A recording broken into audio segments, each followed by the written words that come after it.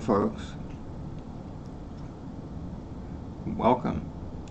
Um, Here we are at the Mad Den, and this is the first class in our wizard school.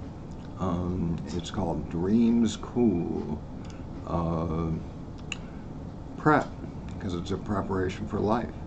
And as you can see, I've got a guest here, and he's my best buddy, or one of them, Edgy Poe, and he's my best audience, and I'm his because I'm quite an expert in what he wrote. I've read it all, and I can tell you that, well, first of all, that little bird on his shoulder, that's not a raven, okay? Shakespeare did this whole thing about how ravens were death, and the thing is, Edgy wasn't into death. Edgy was into life after death, and this is him, life after death, okay? Which is really cool, because he figured out not when he was writing The Raven, but because that was Nevermore. But then he figured it out for Annabel Lee, if anybody's read that. It's a shorter poem, and I'll tell you about it, and then but you can dig it out and read it, it's fun. But he talks about when he was young, he had a girlfriend, and they loved each other so much that the angels were jealous, and the angels killed his girlfriend. Well, anyway, that didn't stop Edgy or his girlfriend, because he could visit her in his dreams. So he didn't care that she was dead. He lived in his dreams. Now, I have this excellent quote from him.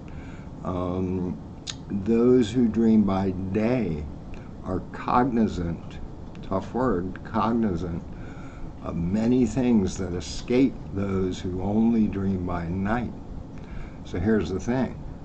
We're dreaming in the day and the night. Both. We're constantly dreaming. There's a word for it. It's called lucid dreaming. And see, all you have to do is believe in it and do it. And that's what we're doing here, Edgy and I. We have a whole cast of characters that you can hear behind me. No, I'll be talking about them, and Edgy will be my excellent sit-in listener. And when he has something to say, he'll say it. But he's said it all pretty much with what he wrote. And I'll tell you one more, and then I'm gonna let you go, because I know your attention span is like 2 seconds, and you got to get over that. But anyway, the pit and the pendulum.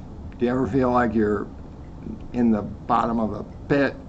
Well, a lot of us do, and I've felt that way too. Well, you got to get out of there some kind of way. And actually, if you read The Pit and the Pendulum, he gets out at the end.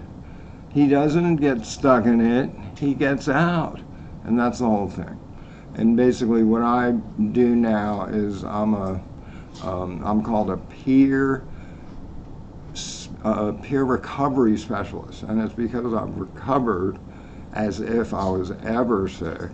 See, that's the problem. I was misdiagnosed when I was 19 years old, and then it was tough because, well, whatever. I'll tell you that later. But I wanted to check in with you, introduce you to Edgy, and tell you a little bit about us. And it's the Oehmann family. It's kind of like the Addams family, or it's also kind of like the Allman Brothers Band, because there's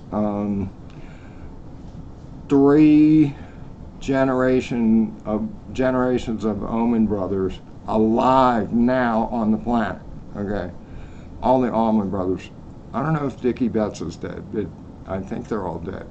But anyway, we're going for alive. We're shooting for alive. And talk to you again soon. Bye.